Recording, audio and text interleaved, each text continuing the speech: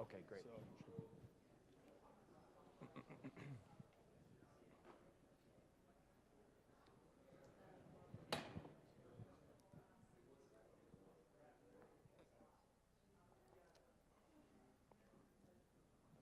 Hi, everybody. Can I get a thumbs up in the back if you can hear me okay? Awesome, great. Well, welcome. We're so happy to have you all here with us today. My name's Joe Durfee. I'm the Vice President of Strategic Partnerships at Grow. We're thrilled that you're here. We're thrilled for the content and for the speakers that are going to address us here in just a minute. You're in the leadership track here. This is Primrose B. Most of you probably know that, but this is the leadership track. Starting out today, you'll notice there's a sheet on your desks. This is a product feedback sheet. If you fill that out, you can turn it in at the data bar, and you'll get a raffle ticket. There's actually 3 different product surveys as you go through the different sessions, and you can get a raffle ticket for each one that you fill out. So if you fill out 3, you'll get 3 tickets. 2, you'll get 2 tickets. So if you've used Grow, if you're a customer, take a minute and fill that out and turn it in, and you'll get that raffle ticket. I think that's all of the housekeeping for today. We're going to jump right in. We're thrilled to have Joe Atkin with us today. I was doing a little research on Joe and was just blown away at his resume. But in talking to Joe, Joe kind of said, hey, look, what I really believe helps businesses win is the people in the business. And really, I view myself as a serial people builder. And I'm super excited to learn from Joe's experience. And he's done a lot in the private equity space. He served as CEO and president of companies like Owlet Baby Care, Goal Zero, yeah. Your favorite solar-powered energy sources.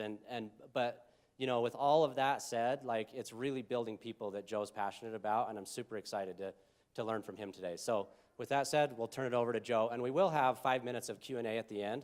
So if you have questions, write them down, take a mental note, and we'll spend 5 to 10 minutes at the end in Q&A. So, awesome. Joe, take it away. Awesome. Thanks, Joe.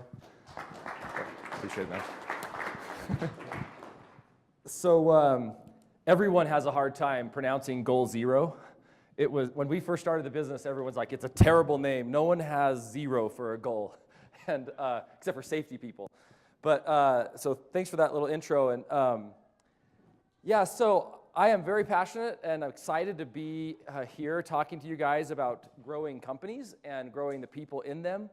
And I think this is a great event. Grow is becoming a leader in providing information and insights, and so I think it's appropriate that we take a little bit of time and share some of the learnings that all of us have had in business. And so I want this to also be a discussion as we're talking about different topics. If a certain part that I start talking about resonates with you, feel free to raise your hand and contribute to what we're talking about today. Because at the end of the day, or in 30 minutes, you guys are going to walk out of this room, and I hope that you leave going, hey, I grabbed a couple nuggets that I could use to improve my team or my approach. And so that would be my goal. And I'll start it off with, last week I was talking to a buddy of mine, and he called me and he said, hey, I could use your help on hiring. Could you help me figure out how to hire better? And I said, well, tell me what's the problem. And he says, well, we've recently hired 4 people, and they all just suck. And so we walked through, and I said, John, the only common denominator of all 4 of those people is you. So how do you know it's not you? And so it starts a conversation around, as business leaders, we have a responsibility to create an environment where people thrive. And if your people aren't thriving, you look at yourself first.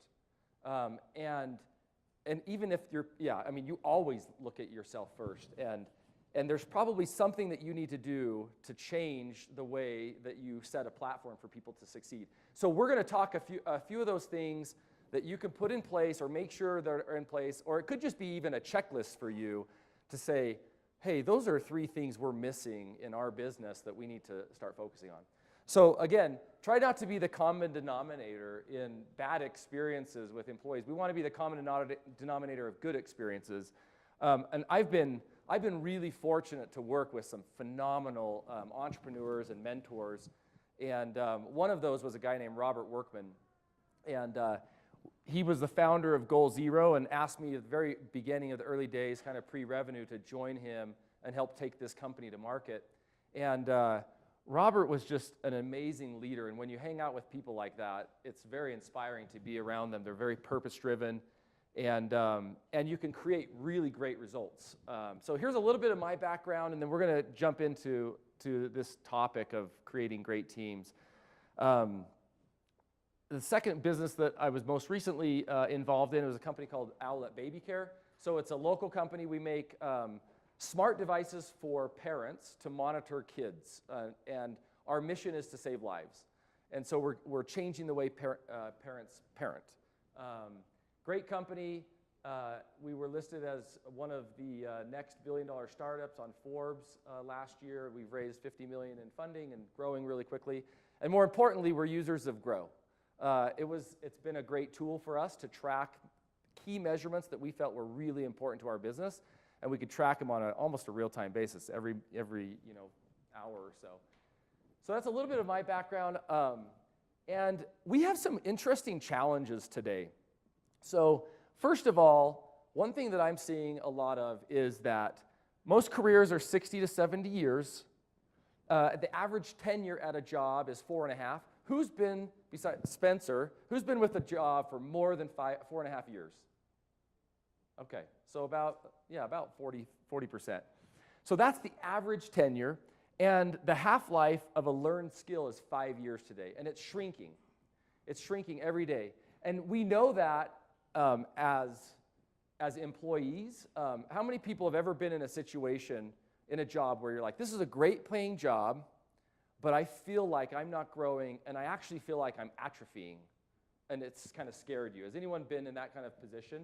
And have you ever gone through that notion where you're like, wait, I'm complaining and I have like a really great job, like it pays me really well, right? That is happening more and more, and what it leads to is disactively engaged employees. So a recent study by Gallup poll shows that only 33% of employees are actively engaged in their job. So the other 2/3 are either proactively disengaged, which you probably have seen some of those in your companies, or just kind of aloof. And they're just like, I don't know what I'm doing. I'm just kind of punching the time clock.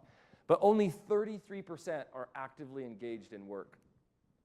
And part of that is, we'll talk about why, but that means the majority of people are probably having that similar sense of like, man, I'd like to make better use of my time, but I feel like I'm atrophying, I feel like I'm not being used. And that's what the research shows, is like, my boss isn't challenging me, I'm not growing, I'm not getting feedback, I don't know what's expected, it's stuff like that. But this is a dynamic that's changing the way our workplaces function.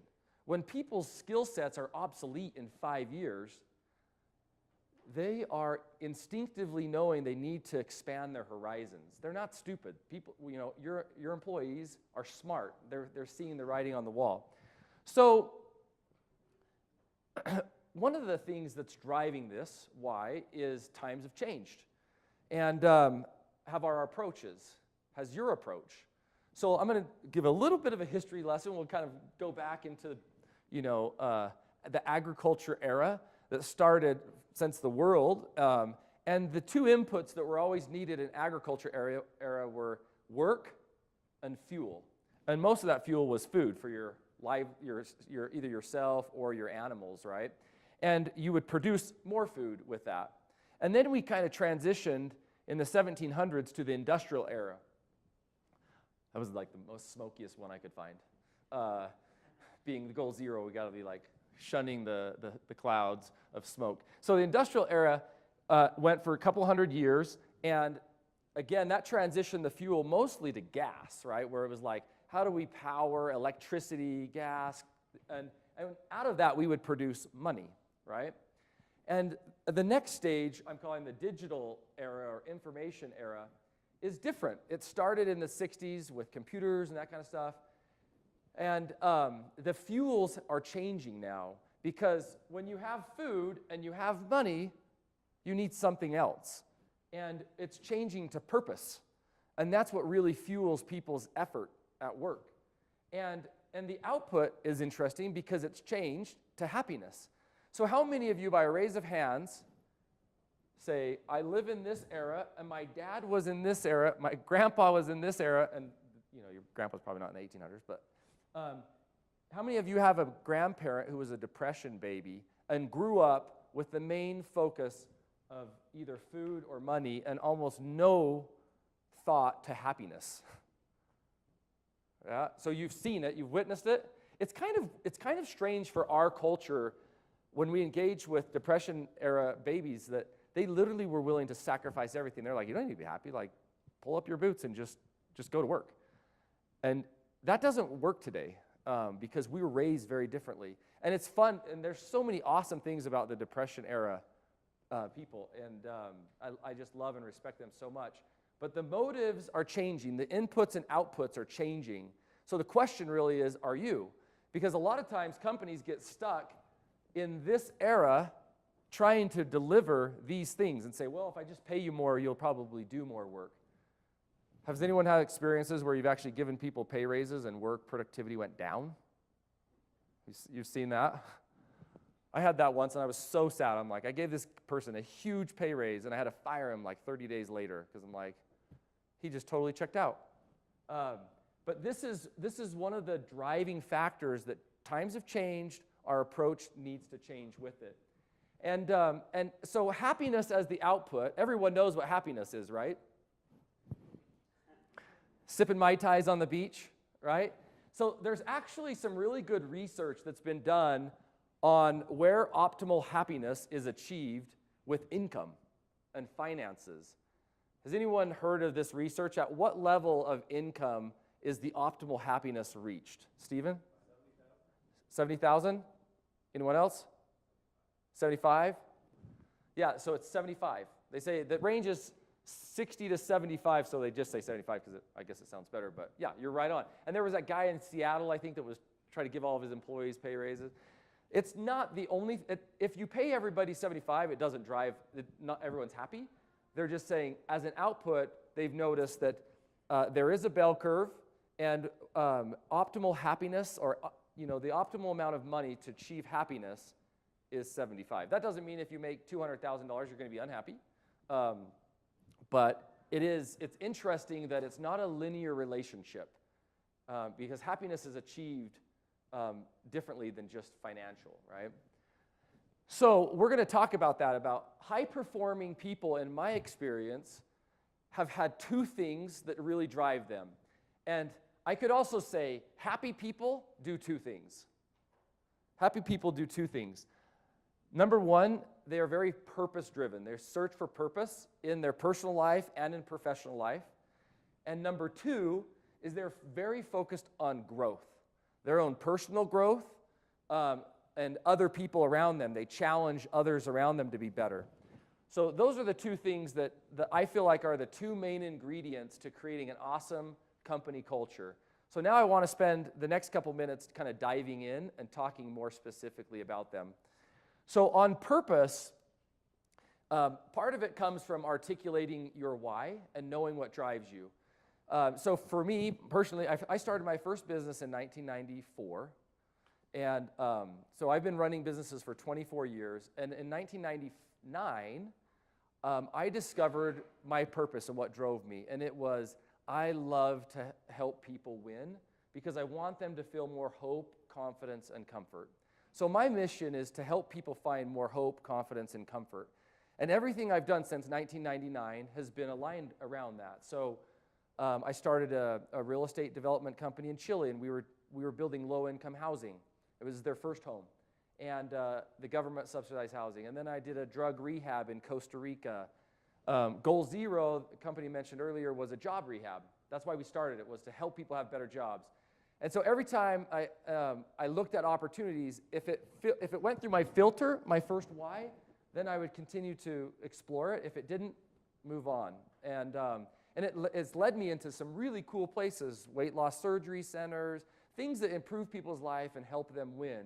And so by having that purpose, what I'm focusing on, it gives a little bit more definition to the opportunities that you see, both personally and as your business. So you know what to not do and what to do. And then it's all about living that on a daily basis. So the way that we did that, I'll use this as an example at Goal Zero. Each of you are probably doing it in your own company. Is we actually came up with the name Goal Zero because of our purpose and our mission, our values. We sat down one day and we said, what do we want to do in this company? And we landed on these three things: zero apathy, zero boundaries, and zero regrets. And we said, whatever we do, we didn't even have product at this time. We just had people that we loved, and we said, whatever we do, we better care about it. Because if we don't care about it, we're not going to be successful. And we also need to explore. We actually started Goal Zero inside an arts and crafts company. So we were selling to women, wiggly eyes and pom-poms and things like that. And we started a power company that sold products to outdoorsmen. Totally different, right? But we were willing to explore because we said innovation's in our DNA. We trust ourselves to move outside of our currently defined world because it's going to be obsolete in 5 years anyway. And then the third one was we better take risks. Let's create a safe environment for our team to really step up. And so those were our guiding principles. And out of that, we actually said, well, if that's what our principles are, why don't we just call our company Goal Zero, because it's goal to be that. Not Goal Zero emissions, but it's Goal Zero apathy, boundaries, and regrets. So on a daily basis, I would be engaging with Spencer, and he's like, we just can't do it. I'm like, dude, stop being such a wussy. Like, take some risks and show some passion, because you're out of alignment with our core values, right? And you're like, all right, got it, boss, all right. But without a purpose, without those guardrails, your team just kind of aimlessly wanders. So last night, as I was preparing for this presentation, last minute, of course, I came across a video that this was filmed, so I'm the chairman and CEO of the company. I'm not even there. This was filmed. Some guy from KSL came and did a little spotlight and just randomly took some of our employees and interviewed them and created this little video. Some of it's got some B-roll footage from what we were doing in Africa. But I thought this was an interesting example of how having a clearly defined purpose can filter down through your organization. And it's just a minute long, so I'm just going to play this for you real quick. Congo. We lit a whole village in Africa. The first house we went to was the pastor's house. When we walked in the door and they flipped on the light, you should have seen him beaming, and his wife got their radio that they plugged in and put it on her head and was just dancing. Goal Zero preaches the empowerment message overseas Our mantra here is we empower people. and here at home. That's part of why the company earned a spot on Outside Magazine's annual Best Places to Work list. I love it here. This place is all about empowering people, Pushing the boundaries of your potential. you know, always growing, always learning, always. Focusing on your self-growth and how you can achieve your own goals in your own life. This place rocks, man. We're fun. Success has come much quicker than expected. Like we're on a runaway rocket ship, with both engines firing at one time. In 3 years, sales have grown exponentially. And in a year, the company will have outgrown its brand new facilities. I think of this as a place to make a profit, to make money, to do good, though, with that money. It's written on the wall, help others, and you help yourself. I tell people here, you can't do good and not get good. It's impossible. It's magic. It just works that way. That's life. Peter Rosen, KSL 5 News. Awesome, thanks. So I had a friend, very successful entrepreneur, ask me at this time, he said, every morning do you go into your warehouse and you greet every one of your employees and you tell them hello and you get them going? I'm like, no. Because they're not there working for me. They're there working for themselves, right? And we tried to create an environment where people were so excited to be at work that they didn't have to be babysat, right? They were empowered to step up. And so that's what having a clearly defined purpose can lead to, and then it leads to really, really amazing results. So now I'm going to talk about growth. So to try to simplify the growth and give you guys some things to write down is I did some acronyms. So I broke out growth into what I think are pillars. Number 1 are goals. 2 are risks and rewards. 3 is ownership. 4 is winning. And then we've got training and honest feedback. So we'll just take like a minute on each of these, and then we're going to jump into a Q&A. Is that cool? You're with me? All right. So on goals, there's a lot of great tools out there for goals. SMART goals, RACI. The key is that there's frequent follow-up, that you show that you really care about it and that you're tracking it and it means something to you, and that it's controllable by the employees, and hopefully it's aligned with your values and there's some consistency. But you got to have something written down, and people have to have a number that they own. Another one on risks and rewards is, I once heard someone say that fruit is at the end of the branch. So if you're going to get fruit, you're going to have to take some risks and stretch yourself. And so we tried to create an environment in the business I've been involved in that says, this little guy is hanging out there. I'd say my job as CEO is to hold you to the trunk, keep you aligned with where we're going, and to hold your hand so you can stretch even farther. In a lot of businesses, if you do that and you miss, they drop you, right? In the businesses I've been involved in, we really try to create a safe environment where it's like, I've got you. I'm not just down on the ground bossing and barking out orders, but I'm holding you to the tree, and we're going to do this together. And so knowing that the fruit and the rewards come through risk, creating that safe environment for people to really feel safe to go for it. Another part that I'm passionate about is this. If you want to like wake up your employees, you define what their role is. So it's Jordan. If you're customer service, you say, Jordan, you have 51% of the votes. When it comes to treating our customers, you have 51% of the votes. You have 100% of the accountability, but use your other 49% votes with your team members, your boss, people. And at the end of the day, you're going to need to make decisions to make sure that customers are stoked about our brand. And don't feel like you need to ask for permission. Just go with it. We trust you, and you own it. And it's funny, when you tell people this, it's a new concept, and they'll start to waken up. They're like, whoa, he's really giving me 51% of the vote. And that does mean that you can't come in last minute and like swipe them and be like, sorry, your ideas suck. We're going another way. You're going to counsel with them, right, and help them make decisions.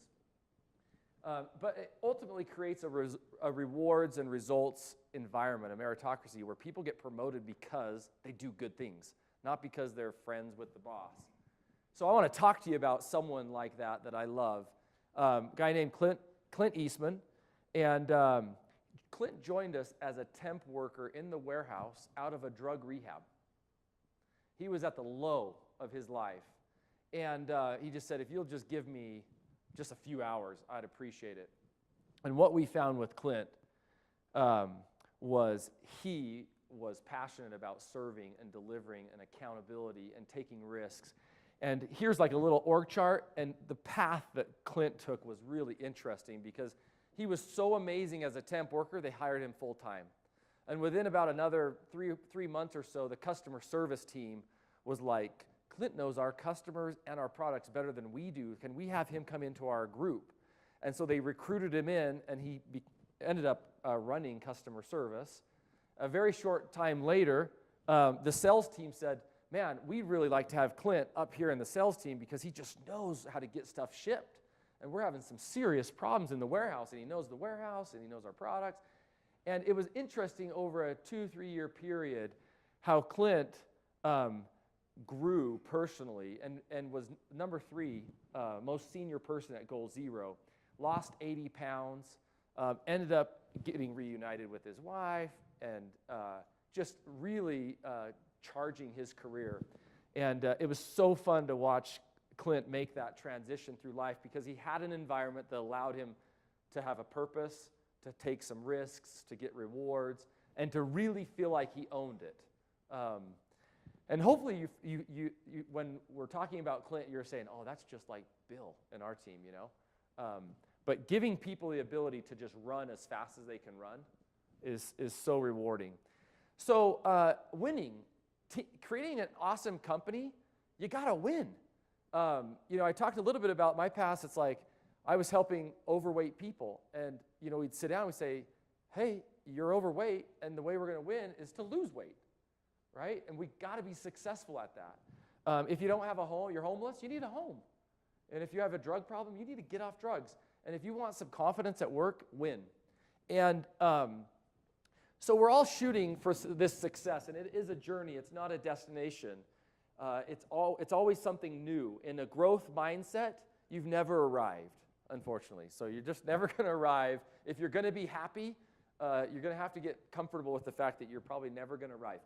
And what I've found is employees land somewhere in this paradigm, and some employees are like Bill, where they've got great behavior, they're very aligned with the company, blah, blah, blah, but the results are just not there for some reason. And we've got to help Bill get the results, right? You probably think of someone on your team, you're like, yeah, he's like really great and aligned with our culture, but holy crap, he doesn't like produce when we really need him to, or whatever it is. Other people are results, and you're like, man, Sally is just so tough to be around. But she's so effective, no one dares to fire her or give her feedback, right? And so Sally just ends up getting stuck here and not growing because everyone's afraid of touching the golden goose or whatever. But is that really fair to Sally? My experience is it's not. And so on this, as you start to look at where do I fall personally, where do some of my team members fall, let me give you something to think about. I call it the magnetic pole of the P's. And this magnetic pole is when Sally or Bill are overly focused about the P's, about pay, position, promotion, praise, if you hear those kind of things coming out in someone on your team or yourself, I'd say you're focused on the wrong direction, and it's actually leading you away from success in your journey and away from purpose and growth. Of course, those things are important. But as Clayton Christensen says, those are a lot of the hygiene of life, right? They are not the drivers. And so we need to be careful not to get sucked into those. The next is training. And so some of those are internal training. Some of them are external training, getting more skills. We would do Excel classes, that kind of stuff. And we're running a little short on time, so I'm going to kind of cruise through. But give your people tools. If you're going to fight a fire, you're not going to just say, hey, run into the building. You're going to give them the equipment, the training, the tools. And in most of our businesses, it's like fighting a fire. How many of you feel at work that it's like a fire? And there's one fire after another, right? And you're in a 40-year-old company. But it always feels like there's a fire. Someone's lighting, the sales guys light a fire, and everyone else tries to put it out, right? So a key part of this is also honest feedback. And something that a mentor once taught me was QCA. With your feedback, be quick, clear, and appropriate. Don't let it settle. Pull them aside and say, when you just said that, this is what I was thinking. This is how I felt. This is my experience with you. I'd like to see you change this kind of behavior and make sure it's appropriate. So if you're super angry, as Ben Franklin says, whatever begins in anger ends in shame. Go take a breather and come back and make sure it's appropriate. Make sure it's balanced with caring for your team and holding your team accountable and being fair to them to know what success in the journey looks like. Because honestly, most people in your organization actually want success. They just don't know what it looks like and what's expected of us. So that's a little breakdown of growth. And then, of course, we have purpose. But I'd like to spend the last couple minutes that we have together to take any Q&A, questions you have, or if you have comments, as we've talked about these two drivers of personal growth and purpose. Feel free to raise your hand. I'd love any participation. But yeah. Oh, yeah, great. We have. I'm going to jump up real quick here to help with the Q&A. I think that's on. We have 5 minutes, so fire away, and we'll take 5 minutes for Q&A. Awesome. Yeah.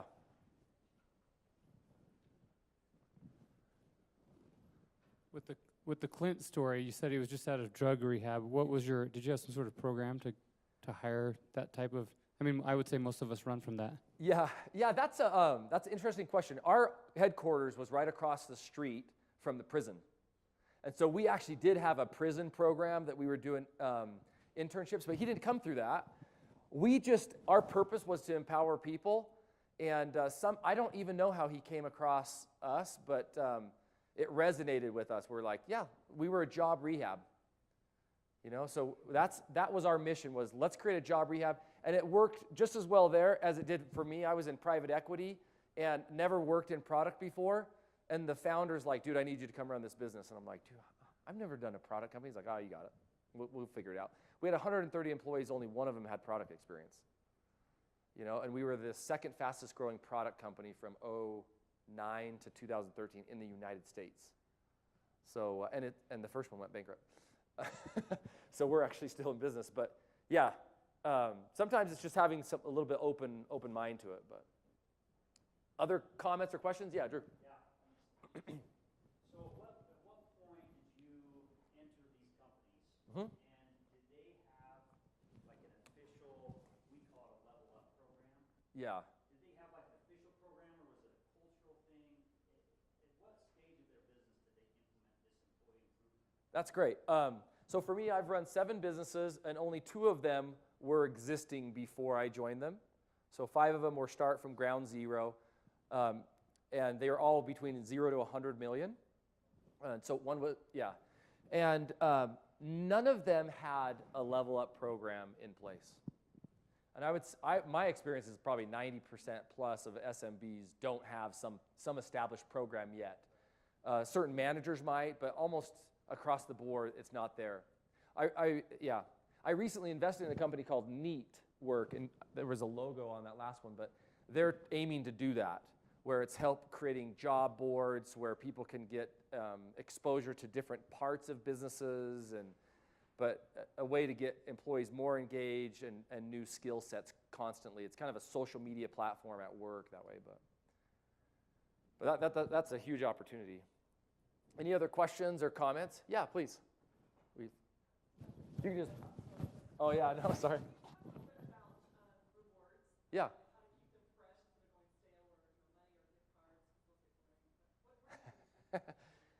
Yeah, and I'd be open to hear any other things. Some of the things that we've done in the past is we had reward bucks in one of the businesses where we would actually give all employees like $5 or $10, and we'd say, you give this to whoever hooks you up this week. You can't keep it for yourself. It's a servant mentality. We did servant leadership where it's like you can only serve other people. So you can't keep these dollars for yourself. You've got to give them away. And it was interesting that certain individuals would compile lots of these dollars, and then you could turn them in for whether it were trips or product or night at Stein Eriksen or something like that. But I think keeping it fresh, I think there's 2 things. One is like instantaneous, kind of keeping it like spontaneous. And then others is helping people feel like they have control of their pay. We did this in a business recently where I invested in this logistics company. So they're transporting freight. And we were growing the business, and it was a slog for 10 years. And we changed the compensation, and we went from 60, it took us 10 years to get to 60 million. It took us 1 year to go from 60 to 100 million.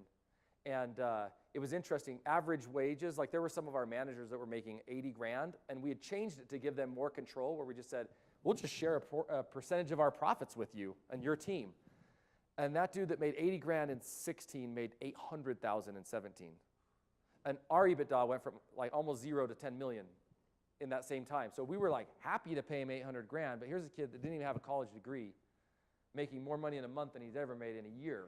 Right? And so I think if you can find ways, it doesn't work in everyone's business like this, but if you can find ways where people feel more in control of what their earning potential is, that can really create some great results. But I think you kind of need to balance it, spontaneous and then more control. Does that make sense? Any other comments from the crew here? Insights there? Okay. I'm going to cut you off. Let's get a big round of applause for Joe. Thanks. So great, Joe. Loved it. Especially the part about, happy people are focus-driven or they're purpose-driven and they focus on growth. I love that. Something that I'm going to think a lot more about. We're going to take a break for lunch now. As we go, we want to thank our lunch sponsor, Big Squid. And I would encourage you to stop by Big Squid and the other sponsors. You'll probably hear that a lot today. That's kind of going to be a recurring theme. Stop by and say hello to them, but we'll break for lunch right now. So thanks, everybody.